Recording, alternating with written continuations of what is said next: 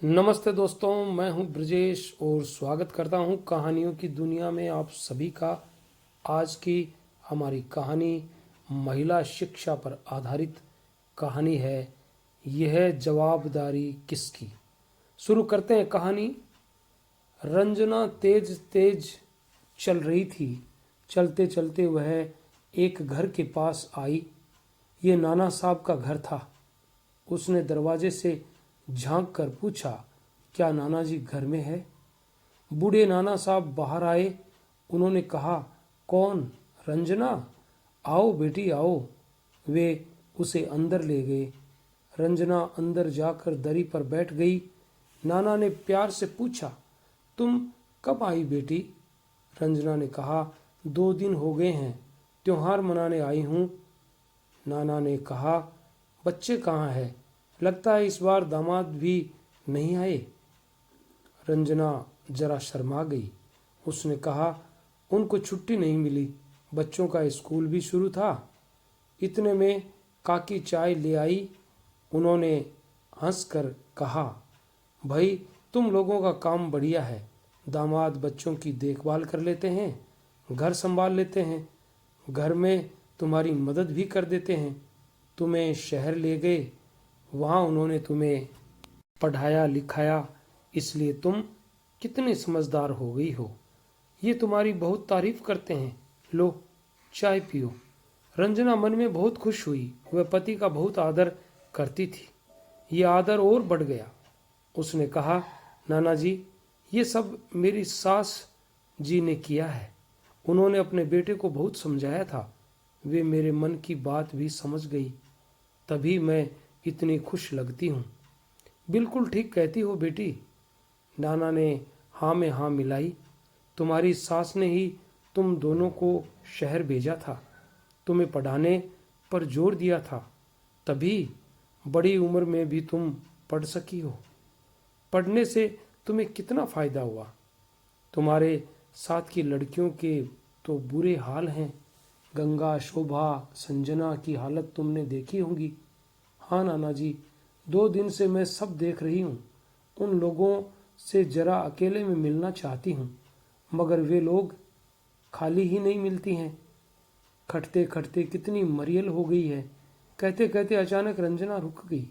उसकी आंखों में शरारत झलकने लगी। उसने कहा, नाना जी, आपने मुझे बचपन में गोद में खिलाया था ना, ढेर सारी कहानियां सुनाई थी। आज मैं भी आपको कहानी सुनाऊंगी, इसलिए भागी चली आई हूँ। नाना ने अचरज से पूछा, अरे वाह, आजकल तुम कहानी भी लिखने लगी हो? अब रंजना गंभीर हो गई। उसने कहा, नहीं नाना जी, ऐसी बात नहीं है। कल परसों मैं गंगा और शोभा से मिली थी। उनसे जी भरकर बातें की है। मैं समझ गई हूँ उनकी परेशानी क्या है। उसी के बारे में सोच रही थी। कल मैंने एक सपना देखा था, वही सुनाने आई हूँ। नाना साहब सावधान होकर बैठ गए। बोले, सुनाओ, जल्दी सुनाओ, क्या देखा है तुमने?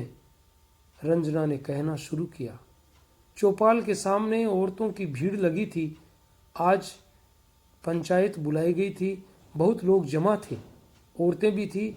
सबसे आगे गांव के बड़े बूढ़े थे। उनके पास सरपंच, पटवारी आदि लोग बैठे थे।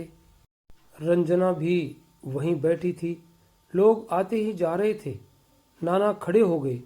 वे बोलने लगे, आज आप सबको एक खास काम के लिए बुलाया है। कल रंजना मेरे पास आई थी। उसने मुझसे कहा था, नाना, आप पंचायत बुला सकते हैं। मैं लोगों से कुछ कहना चाहती हूँ। मैंने जब पूछा कि उसे क्या कहना है तो उसने कुछ बातें बताई। ये बातें मुझे ठीक लगी, इसलिए आप सबको बुलाया है। बेटी रंजना, आगे आओ और तुम्हें जो कुछ कहना है बोलो। कहकर नाना साहब बैठ गए। रंजना उठी। उसने सबको प्रणाम किया। फिर कहने लगी, आदरणीय नाना साहब, सरपंच जी, पटवारी साहब और गांव के लोगों, मेरा इरादा किसी का अपमान करना नहीं है। यहाँ पर मेरे पिता, भाई, ससुर बैठे हैं। अपने सरपंच तात्या साहब बैठे हैं। गणपत राव जी, ताराबाई, कांताबाई भी हैं। मैं इन सब के खिलाफ आपसे फरियाद करती हूँ। लोगों में कानाफूसी होने लगी। धीरे धीरे आवाजें ऊंची होने लगी। नाना ने लोगों को शांत किया। रंजना ने आगे कहा, ये मेरी अकेली की फरियाद नहीं है, गांव की हर औरत की फरियाद है। ये मैं आप सबके सामने रख रही हूँ। कहकर रंजना चुप हो गई। नाना ने कहा, ठीक है, तुम इधर आकर बैठो। जो कुछ कहना चाहती हो साफ साफ कहो। रंजना आगे आकर बैठ गई। उसकी आवाज कठोर हो गई। उसने कहा, नाना साहब, मेरी शिकायत बहुत मामूली है, मगर गौर करें तो बहुत बड़ी है। मैं बताना चाहती हूँ कि अपने गांव की औरतों का कितना बुरा हाल है। इसी गांव में मेरा मायका है, मेरी ससुराल भी यहाँ है। आप सब मुझे बचपन से जानते हैं। 4 जनों का जैसा घर होता है वैसा ही मेरा मायका है। मैं भी दूसरे बच्चों जैसी ही छोटी से बड़ी हुई हूँ। माँ ने बड़े शौक से मुझे पढ़ने भेजा था। पाठशाला में जरा मन लगने लगा था, बस तभी मेरी बुरी दशा शुरू हो गई। नाना साहब ने टोका, साफ साफ कहो, क्या हुआ था? पहली मत बुझाओ। वही तो मैं बताने जा रही हूँ। मैं 8-9 साल की हो गई थी। अब तक सब ठीक चल रहा था, मगर इसके बाद क्या हुआ? मुझे पढ़ने से रोक दिया गया। मुझे पढ़ने का कितना शौक था, मगर जब पढ़ने की उम्र थी मुझे पढ़ाने से मना कर दिया गया। इसमें जो लोग शामिल थे वे सब मेरे अपराधी हैं। नाना साहब, आप सबको मेरी बात अजीब लगी। अपने ही माँ बाप, भाई, सरपंच पर दाव लगा रही हूँ। पर यह सवाल सिर्फ मेरा नहीं है। मेरे जैसी हजारों लड़कियां हैं, पहले बचपन में, फिर बड़ी होकर भी पढ़ नहीं पाती। इन बड़े बूढ़ों ने हमें पढ़ने की कोई सुविधा नहीं दी है, जरा भी ध्यान नहीं दिया है, इसलिए हम पढ़ नहीं पाई। ये लोग बहुत बड़े दोषी हैं। इनको सबके सामने बुलाया जाए, इनसे इनकी हरकतों का जवाब मांगा जाए, ये मेरी विनती है। अब नाना ने कहा, ठीक है, मैं समझ गया, पहले किसे बुलाऊं? रंजना आहिस्ता से बोली, मेरा पहला आरोप पिताजी पर है। सभा में खलबली मच गई। शांत शांत हो जाओ सब। नाना जोर से बोले, बाबूराव जी आगे आइए, सुनिए आपकी बेटी क्या कह रही है। बाबूराव उठकर आगे आए। रंजना फिर से कहने लगी, नाना साहब, मेरे पिता मुझसे बहुत प्यार करते हैं, मैं भी इन्हें बहुत चाहती हूँ, लेकिन मुझे इनसे शिकायत है। 9 साल की हुई तो मेरा पढ़ना बंद करा दिया। ये मुझसे घर का काम करवाने लगे। खेती बाड़ी का काम भी मैं ही करती थी।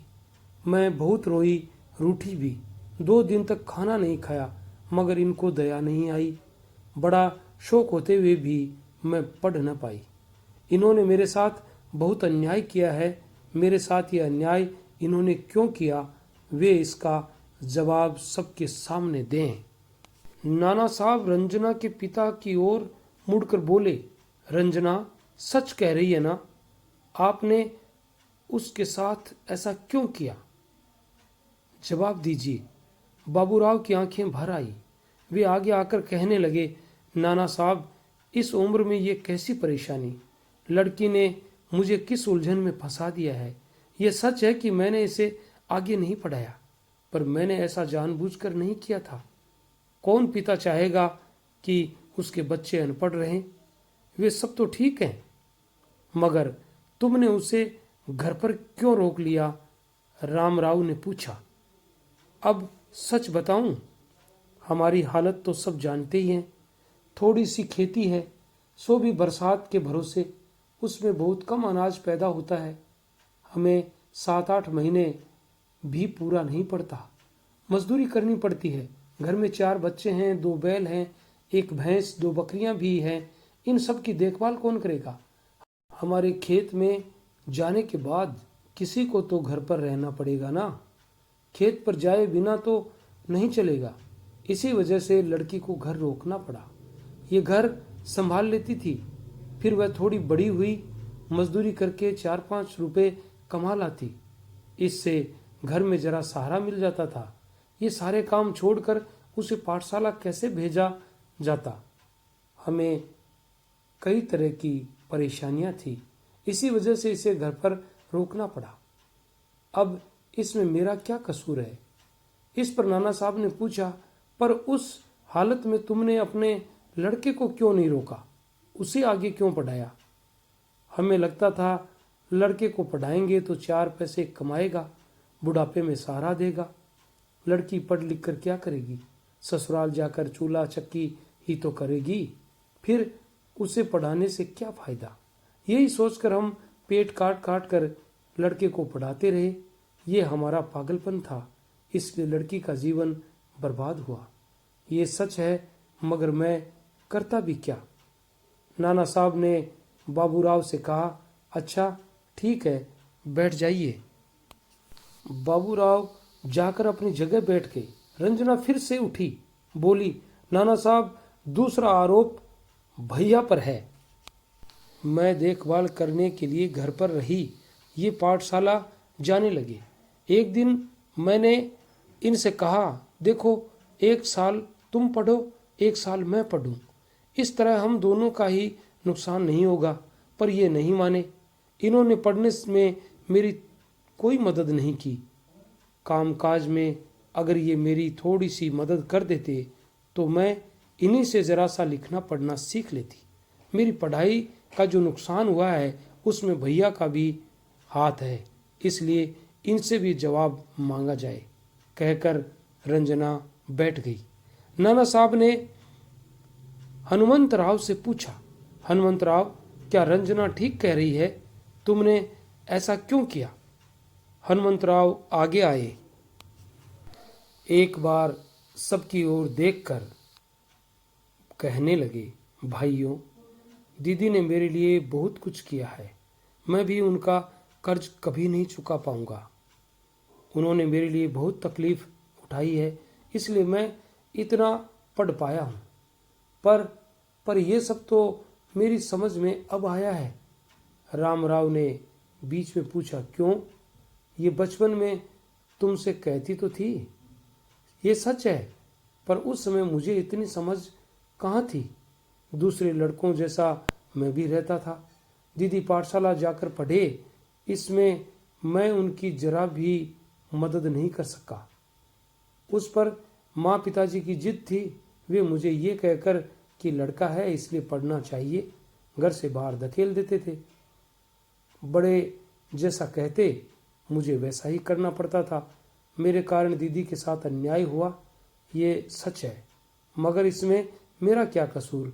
जो हालत चल रही थी उसी हिसाब से मैं भी चला, कहकर हनुमंतराव चुप हो गए। नाना बोले, ठीक है हनुमंतराव, तुम्हारी बात मैं समझ गया, बैठ जाओ। हनुमंतराव जाकर बैठ गए। रंजना फिर से आगे आई। उसने कहा, नाना साहब, अब अगला आरोप अप्पा यानी मेरे ससुर जी पर है। नाना ने अचरज से पूछा, क्यों? मैंने तो नहीं सुना कि इन्होंने तुम्हें कभी सताया हो। नहीं, ये बात नहीं है। अप्पा वैसे तो देवता आदमी है, उन्होंने मुझे कभी कुछ नहीं कहा, पर इन्होंने मुझे पढ़ने नहीं दिया। अपने गांव में प्रौढ़ शिक्षा केंद्र खुला था। मेरे मन में फिर से पढ़ने की उमंग उठी। मैंने सोचा, बचपन में तो पढ़ नहीं पाई, मगर अब जरूर पढ़ सकूंगी। पर हुआ क्या, जैसे ही घर में इस बारे में बात छिड़ी, अप्पा ने इसका विरोध किया। मुझे जाने नहीं दिया। मैं आसानी से जा सकती थी, क्योंकि केंद्र रात में चलता था। वैसे भी मैं घर का काम निपटा कर ही जाने वाली थी। फिर भी अप्पा ने मुझे रोका। इसका जवाब इन्हें सबके सामने देना चाहिए, कहकर रंजना बैठ गई। अब नाना अप्पा की ओर देखकर बोले, अप्पा साहब, रंजना जो कुछ कह रही है वह सच है ना? हाँ सच है। पर अप्पा अटक गए। नाना ने गंभीरता से कहा, देखिए अप्पा साहब, आपको जवाब देना ही पड़ेगा, क्योंकि ये केवल एक रंजना की ही बात नहीं है, ऐसी बहुत सी बहुएं हैं जिन्हें इस तरह रोका जाता है। अच्छा बाबा, जवाब देता हूँ। अप्पा साहब धीरे धीरे कहने लगे, मैंने बहू को रोकने के लिए ऐसा नहीं किया था। मैं जानता था कि मेरी बहू गुणवान है। मैंने कभी नहीं चाहा कि वह पढ़े नहीं। पर भाइयों, पराई बेटी को अच्छी तरह रखना आसान नहीं है। रात बिरात औरत जात घर से बाहर जाए, वही मुझे जोखिम लगती है। हम सीधे साधे लोग हैं, बेकार की झंझट से डर लगता है। मुझे हमेशा इस लड़की की चिंता लगी रहती थी, इसलिए मैंने इसे बाहर नहीं जाने दिया। इसे अब आप लोग ठीक समझें या गलत, आपकी मर्जी।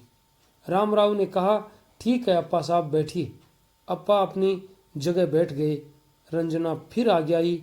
उसने कहा, अब अपने सरपंच जी तात्या साहब के खिलाफ भी मुझे शिकायत है, कहूँ? नाना ने कहा, हाँ हाँ कहो, डरो मत। हमें मालूम है तुम कोई बेकार बात नहीं कहोगी। क्यों तात्या साहब? हाँ हाँ बोलने दो। तात्या साहब ने हाँ में हाँ मिलाई। नाना साहब, अपने तात्या साहब ने गांव में बहुत सुधार किया है। इनके लिए मेरे मन में बहुत आदर है, मगर इन्होंने भी एक बात की तरफ ध्यान नहीं दिया, इसलिए इनसे भी मुझे शिकायत है। नाना ने बीच में टोका, देखो रंजना, जरा खोल कर समझाओ। समझाती हूँ। रंजना आगे कहने लगी, इन्होंने गांव के प्रौढ़ शिक्षा केंद्र पर ध्यान नहीं दिया, उसके लिए कोई ठीक जगह नहीं दी, उसके बारे में लोगों को अच्छी तरह बताया नहीं। केंद्र आने में बहुत सी बाधाएं थी, उनको दूर नहीं किया। औरतें पहले ही यहाँ आने में हिचकिचाती थी। इन बाधाओं की वजह से उन्होंने धीरे धीरे आना ही बंद कर दिया। इस तरह गांव की औरतों को शिक्षित करने का मौका हमने गंवा दिया। गांव के मुखिया होने के नाते इसके लिए तात्या साहब जवाबदार हैं। काश इन्होंने थोड़ा भी ध्यान दिया होता, तब मेरे जैसी कुछ औरतें जरा सा लिखना पढ़ना तो सीख ही जाती, मगर इन्होंने कुछ नहीं किया। तात्या साहब इसका जवाब दें कि इन्होंने क्यों कुछ नहीं किया, कहकर रंजना बैठ गई। नाना ने तात्या साहब से कहा, तात्या साहब, अपनी तरफ से आपको क्या कहना है कहिए। बहुत अच्छा, कहता हूँ। तात्या साहब ने खड़े होकर कहना शुरू किया। केंद्र को पहले गांव की पंचायत वाली जगह दी गई थी, मगर वह गांव के एक सिरे पर थी। रात में वहां कोई नहीं जाना चाहता था, इसलिए मंदिर में जगह दी गई। गांव के लड़के रात को मंदिर के चबूतरे पर आकर सोते हैं, इसलिए औरतें वहां जाने में शर्माती है।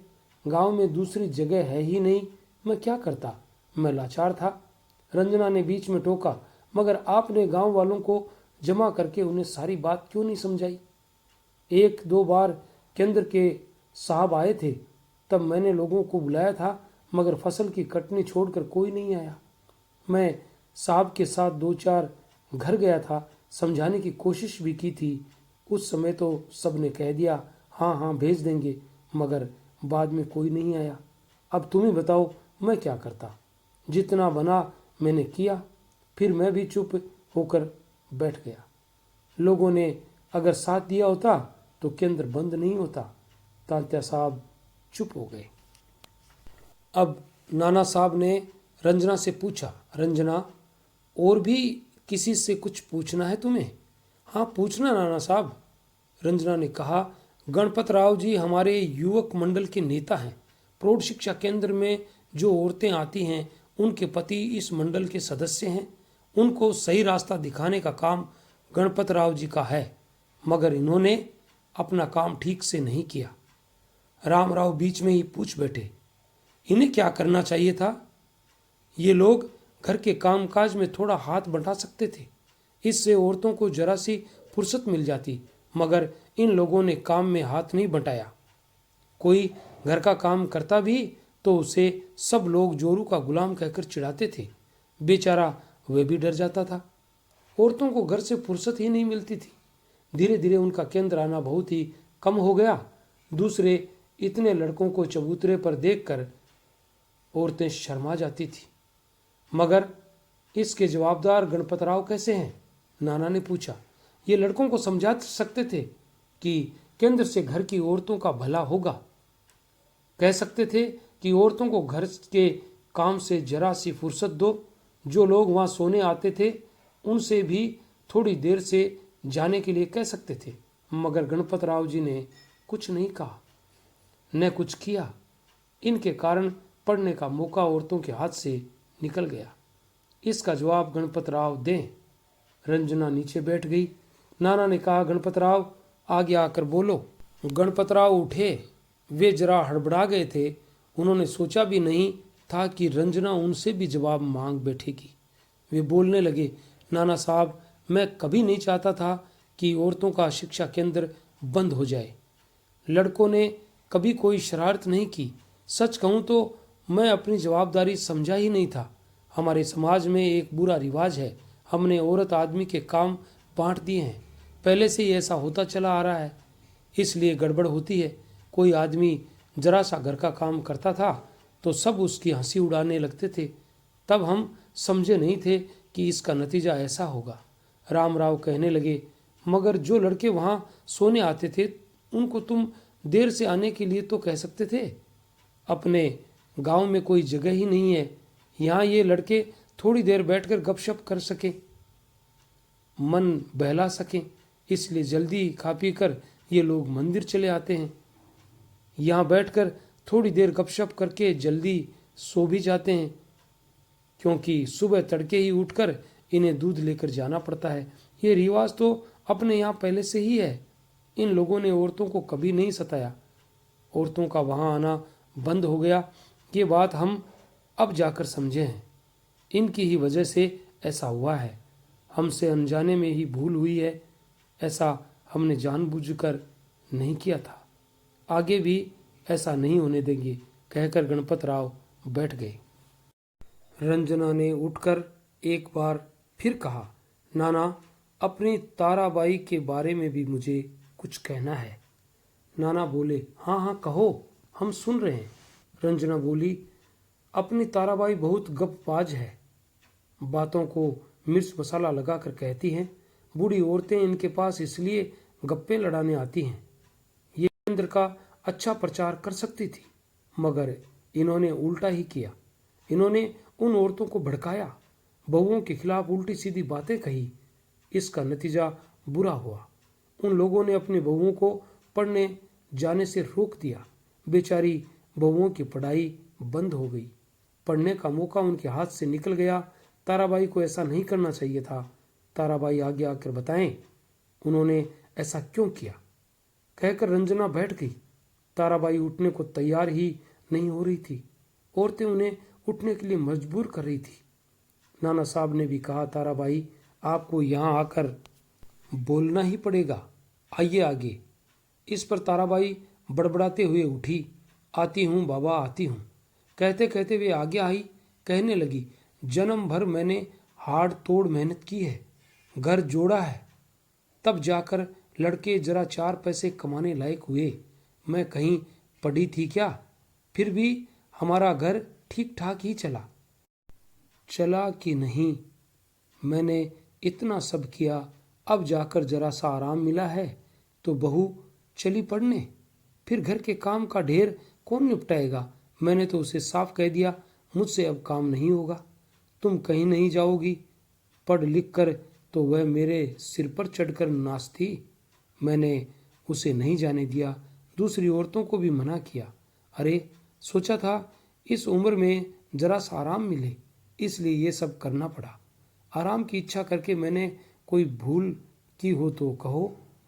ये कहकर ताराबाई हाथ नचाती हुई जाकर बैठ गई। नाना ने पूछा, रंजना, सब लोग हो गए क्या, या कोई और रह गया है? रंजना बोल उठी, हाँ, इन कांताबाई से भी मुझे शिकायत है। ये गांव की पंच हैं। पंचायत का काम था कि वह केंद्र ठीक तरह चलाने की कोशिश। कांताबाई औरतों की तरफ से पंचायत में बोल सकती थी, पंचों को समझा सकती थी, मगर इन्होंने ऐसी कोई बात नहीं की। इन्होंने अपनी जवाबदारी पूरी क्यों नहीं की, इसका खुलासा करें और यहाँ आकर जवाब दें। अब कांताबाई आगे आई। उन्होंने कहा, मैंने और हीराबाई ने पंचायत में कई बार बात उठाई, केंद्र की जगह के बारे में कहा, पर किसी ने ध्यान नहीं दिया। उल्टा सब ने काम को हम पर ही डाल दिया। कहा, हम काम करते करते थक गए हैं, अब तुम लोग करो। खुद हाथ झाड़कर अलग हो गए। मेरे बस में जितना था मैंने उतनी कोशिश की। इतना कहकर कांताबाई चुप रह गई। ठीक है, जाकर बैठ जाइए, नाना बोले। फिर रंजना से कहा, रंजना, तुम्हें और कुछ कहना है? वह क्यों, मैं ही कहती हूँ। लोगों के बीच से आवाज आई। हीराबाई झटके से उठ खड़ी हुई। वह दुख और गुस्से से बोलने लगी, बहुत देर से सुन रही हूँ, सब लोग रंजना के सवाल को टालते जा रहे हैं। एक कहता है, जितना हो सका मैंने किया। दूसरा कहता है, मुझे समझ नहीं थी। तीसरा कहता है, जैसी हालत चल रही थी उसकी वजह से सब हुआ। पर मैं कहती हूँ, हम लोग इंसान हैं या नहीं? हमें सोचना आता है कि नहीं? हम लोग हाथ झटक कर अलग हो गए और ऐसे ही चलने दें? सब लोग मिलकर सोचें, विचार करें। ये तो होता नहीं। हीराबाई शांत हो जाइए, मैं यही कहने जा रही हूँ। रंजना ने बीच में ही रोका। हीराबाई शांत होकर बैठ गई।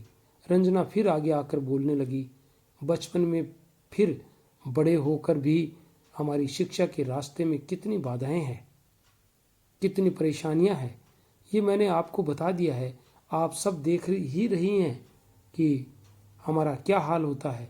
घर में गरीबी है, इसलिए माता पिता हमें काम में जोत देते हैं। इतना काम करती हैं, फिर भी हमें पढ़ने की सुविधा नहीं है। बड़ी होकर ससुराल वाले भी नहीं पढ़ने देते हैं। जो थोड़ी बहुत पढ़ने जाती हैं उन्हें बैठने के लिए ठीक जगह नहीं है। अकेले में खुलकर मन की बात करने की सुविधा नहीं है। घर में हमेशा खिचखिच मची रहती है। पति घर में मदद नहीं करते। गांव के बड़े बूढ़ों को चाहिए कि वे इस बारे में सोचें, पर सब लोग अपनी जवाबदारी दूसरे पर डाल देते हैं, खुद अलग हो जाते हैं। सब लोग हालात को दोष देते हैं या दूसरों को। तब हम क्या करें? हम लड़कियों को, इन महिलाओं को शिक्षा देने की जवाबदारी किसकी है? कोई एक जगह बैठकर विचार नहीं करना चाहता। गांव की लड़कियां पढ़ सकें, इसके लिए शिक्षा की जरा सी सुविधा दे दें। आप लोग इतना भी नहीं कर सकते? ये सारी जवाबदारी किसकी है? मेरा निवेदन है कि आप इस पर गंभीरता से सोचें। इतना कहकर रंजना बैठ गई। अब नाना साहब आगे आए। वे सबकी ओर देखकर कहने लगे, भाइयों, मुझे तो इस लड़की पर अचरज हो रहा है। इसने क्या बेजोड़ सवाल पूछे हैं। अरे, जहां पढ़ी लिखी घरवाली होती है वह घर सदा सुखी रहता है। वह घर को साफ सुथरा रखती है, बच्चों को सिखाती है, पढ़ाती है, समझदारी से घर चलाती है, सही हिसाब किताब रखती है। पर ये औरतें कपड़ेंगी। बचपन में पिता नहीं पढ़ाता, बड़े होकर हम सब पढ़ने नहीं देते। रंजना ने तो हमारी आंखें खोल दी है। हम सब बीच में ही इनकी पढ़ाई न रोकें। कामकाजी लड़कियों के लिए सरकार ने थोड़ी थोड़ी देर चलने वाली कक्षाएं शुरू की है। इसी तरह जो फिर से पढ़ना चाहती हैं उनके लिए प्रौढ़ शिक्षा केंद्र है। मगर सरकार क्या क्या करेगी? सरकार से जो सहायता मिलती है हम ले लें, फिर खुद ही सब काम करें। सबसे पहले सही जगह ढूंढनी होगी, रोशनी का बंदोबस्त करना पड़ेगा, लड़के घर के काम में मदद करें, पंचायत भी इस ओर ध्यान दे। सब जमा होकर एक जगह बैठें, इस पर सोच विचार करें। लोगों के मन से नासमझी दूर करनी चाहिए। ये भी सोचो कि एक जगह मिलकर नहीं बैठे, सोच विचार नहीं किया, इसलिए इतना सब कुछ हुआ है। अब गणपत राव ने कहा, नाना साहब, अपने युवक मंडल की तरफ से तो मैं अभी ही कह देता हूं, जो हुआ सो हुआ। आज के बाद हम सब बस एक ही विचार को लेकर चलेंगे, वह है घर की औरतों को पढ़ने के लिए फुर्सत दें। उनकी पढ़ाई से हम सब को फायदा होगा। अब सरपंच तांता साहब उठे। उन्होंने कहा, सुनो लोगों, बड़े बूढ़ों को भी समझा दें। कोई किसी तरह की फिक्र न करें, बहू बेटियों को रोके नहीं, ये सबका काम है। गांव का हर घर इसमें शामिल हो। लड़के घर घर जाकर पूछताछ करें। जो पढ़ना चाहती हैं उनके नाम लिखें। उन औरतों और लड़कियों की एक सूची बना लें। मैं कल ही जिला कार्यालय चला जाऊंगा। लड़कियों के लिए कक्षा लगे, औरतों के लिए प्रौढ़ शिक्षा केंद्र हों, इसकी मंजूरी करवा लाता हूँ। हम लोग शिक्षक का चुनाव कर लें। 1 साल के अंदर ही गांव की हर औरत पढ़ना लिखना सीख जाए। नाना साहब ने जैसी बताई है वैसी समिति हमें बना लेनी चाहिए। इस काम को करने में जो रुकावट आए उसे वह समिति दूर करे। हम लोग एक दूसरे से बातचीत करें, आपसी भेदभाव दूर करें। सच कहूँ तो आज हमें रंजना का उपकार मानना चाहिए। उसने हमें यहाँ बुलाकर हमारी आंखें खोली है। वह खुद शहर जाकर आगे पढ़ी है, इसलिए इतनी बातें कह भी सकी। पढ़ाई का उपयोग अब सबकी समझ में आ ही गया होगा। हाँ, एक और बात है, इस नई कक्षा और केंद्र का उद्घाटन हम लोग ताराबाई से कराएंगे। क्यों ताराबाई? ताराबाई उत्साह से बोली, अरे अब जब तुम सब लोग इसमें शामिल हो तो मैं क्यों पीछे रहूं? अपनी बहू को सबसे पहले भेजूंगी। पर एक बात कह देती हूं, तेजी से काम शुरू करके बैठ मत जाना।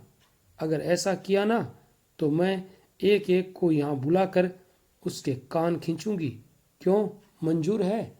इस पर रंजना बोली, तब तो ताराबाई आप समिति में अपना नाम दे ही दीजिए, तभी सब ठीक से काम करेंगे। सब दिल खोलकर हंस पड़े। इसके बाद वहीं पर ग्राम शिक्षा समिति बन गई। पढ़ाने के लिए शिक्षकों को चुन लिया गया। ये भी तय किया गया कि नई कक्षा और केंद्र का उद्घाटन बाजे गाजे के साथ धूमधाम से होगा। सब ने मिलकर गांव से निरक्षरता दूर करने का संकल्प किया। अंत में नाना साहब ने रंजना की बहुत तारीफ की। फिर पंचायत उठ गई। वहां जमा सारे लोग रंजना के साहस की तारीफ कर रहे थे। औरतों की समझ में नहीं आ रहा था कि वे कैसे रंजना का लाड दुलार करें। सब बहुत खुश थी। रंजना की बात खत्म हो गई थी, पर नाना साहब सोच में डूब गए। रंजना ने पूछा, क्या सोच रहे हैं नाना? नाना बोले, अरे बिटिया, तुमने अनजाने में ही मुझे सोच में डाल दिया। तुमने मेरे कंधों पर बहुत बड़ी जिम्मेदारी रख दी है। हम गांव के लोग ठहरे, ऐसा काम तो अब तक किया ही नहीं है। मगर तुम चिंता मत करो, मैं पूरी कोशिश करूंगा। तुम्हारा सपना जरूर सच होगा। अजी सुनते हो? रंजना को साथ लेकर तात्या साहब के पीछे जाओ, वे घर पर ही मिलेंगे। काकी ने जल्दी मचाई। काकी चाहती थी कि सब औरतें पढ़े लिखें, साक्षर बने। ये सब वे अपने सामने होते देखना चाहती थी। ये थी कहानी एक महिला शिक्षा पर आधारित। इस सपने को हमें सच करना है। अगर आपको ये हमारी कहानी अच्छी लगी, पसंद आई, तो हमारे चैनल को लाइक, शेयर, कमेंट और सब्सक्राइब जरूर करें। और मिलेंगे किसी अन्य नई कथा में। तब तक के लिए all the best. Thanks for watching.